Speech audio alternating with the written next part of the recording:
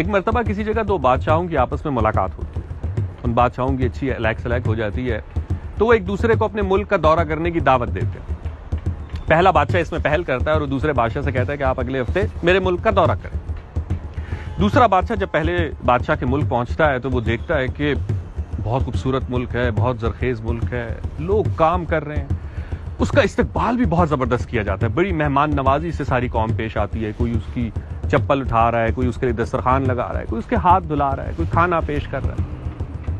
یہ بادشاہ، پہلا بادشاہ دوسرے بادشاہ کو اپنے ملک کی سیر کراتا ہے، شکار کرواتا ہے، بڑے اچھے سے اس کا پورا وزٹ کروانے کے بعد جب وہ اسے رخصت کر رہا ہوتا ہے تو وہ اسے مزید کچھ شوق ہوتا ہے اپنی بادشاہی دکھانے کا، تو وہاں جتنے لوگ اس کو رخصت کرنے آئے ہوتے ہیں وہ انہیں بلاتا ہے اور وہ کہتا ہے کہ کپڑے اتار دو، اور سارے لوگ فوراً سے اپنے کپڑے اتار دیتے ہیں۔ پھر پہلا بادشاہ دوسرے بادشاہ کی طرف دیکھتا ہے ایک فخریہ انداز سے اور کہتا ہے کہ دیکھی میری بادشاہی۔ دوسرا بادشاہ امپریس ہو جاتا ہے، وہ کہتا ہے ٹھیک ہے، اگلے ہفتے تم میرے ملک کا دورہ کرو۔ اب اگلے ہفتے پہلا بادشاہ دوسرے بادشاہ کے ملک جاتا ہے تو وہ دیکھتا ہے اس کا ملک بھی کافی بڑا ہے، بہت زرخیز ہے، لوگ کام کر رہے ہیں، اور اس کا استقبال بھی اتنے ہی اچھے طریقے سے پرتپاک انداز میں کیا جاتا ہے، مہمان نوازی کا مظاہرہ کیا جاتا ہے۔ یہ بادشاہ اس کو اپنے ملک کی سیر کراتا ہے، کہیں لے کے جاتا ہے اور کہیں نہیں لے کے جاتا ہے۔ لیکن پہلے بادشاہ کو کچھ کمی سی محسوس ہو رہی ہوتی ہے، وہ کچھ خاص متاثر نہیں ہوتا دوسرے بادشاہ سے۔ جب یہ جانے لگتے ہیں تو دوسرا بادشاہ وہاں کھیتوں میں ایک بوڑھا کمزور شخص کام کر رہا ہوتا ہے، تو وہ اس کو آواز دیتا ہے کہ یہاں آؤ۔ جو بوڑھا شخص ان دونوں بادشاہوں کے سامنے آتا ہے تو دوسرا بادشاہ اسے کہتا ہے کہ اپنے کپڑے اتارو۔ وہ کمزور شخص یہ سنتے ہی بندوق اٹھا لیتا ہے اپنے ہی بادشاہ پہ، اور اسے کہتا ہے کہ تم میرے بادشاہ اس لیے ہو کیونکہ تم میری جان، میری مال، میری عزت کے محافظ ہو، اور اگر تم میری جان، مال اور عزت پہ حملہ کرو گے تو میں تمہیں بھی نہیں چھوڑوں گا۔ تمہیں بادشاہ مانتا ہی اس لیے ہوں کیونکہ تم محافظ ہو۔ دوسرا بادشاہ پہلے بادشاہ کی طرف اشارہ کرتا ہے اور کہتا ہے دیکھی میری بادشاہی۔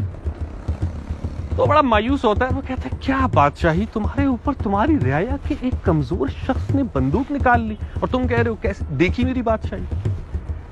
تو پھر دوسرا بادشاہ اس پہلے بادشاہ کو کہتا ہے کہ تم جن پہ راج کرتے ہو وہ بیچارے بھوکے، مجبور، مفلس لوگ ہیں، اور میں جن پہ راج کرتا ہوں وہ خود راج کرنے کے اہل ہیں۔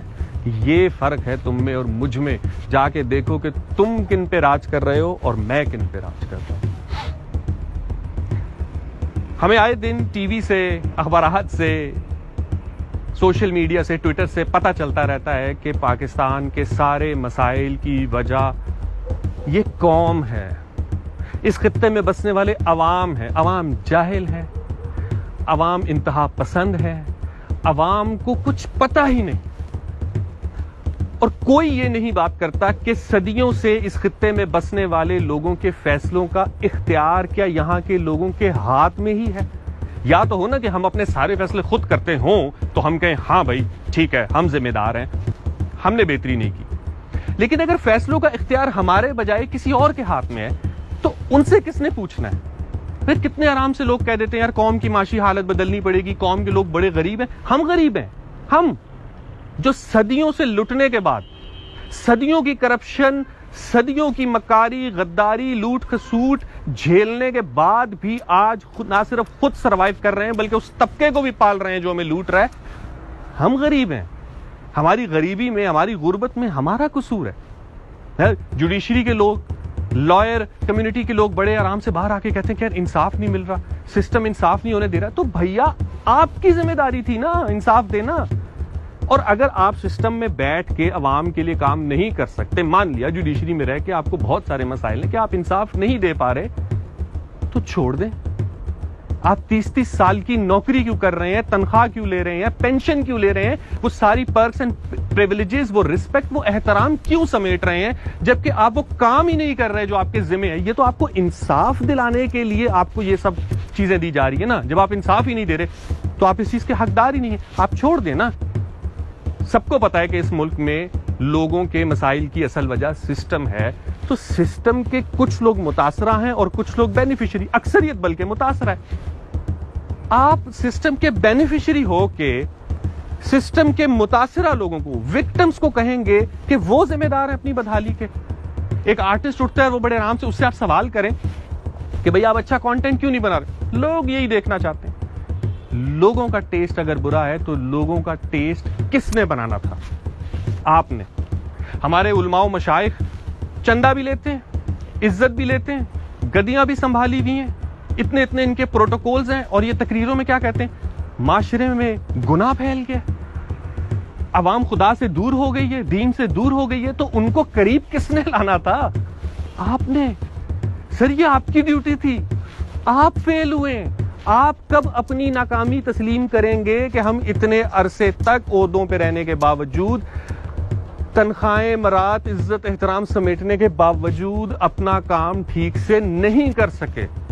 آپ کب آگے بڑھ کے کہیں گے کہ نہیں، قوم کا سر شرم سے نہیں جھک گیا، ہمارا سر شرم سے جھک گیا، کیونکہ سارے فیصلوں کا اختیار تو ہمارے پاس تھا اور ہم ہی ان کے لیے کچھ نہیں کر سکے؟ اگر آپ نے سسٹم کے بینیفیشری رہنا ہے تو ہمیں نہ آپ کے گیان کی ضرورت نہیں ہے. ہمیں آپ مت بتائیں کہ ہمارے مسائل کی وجہ کیا ہے.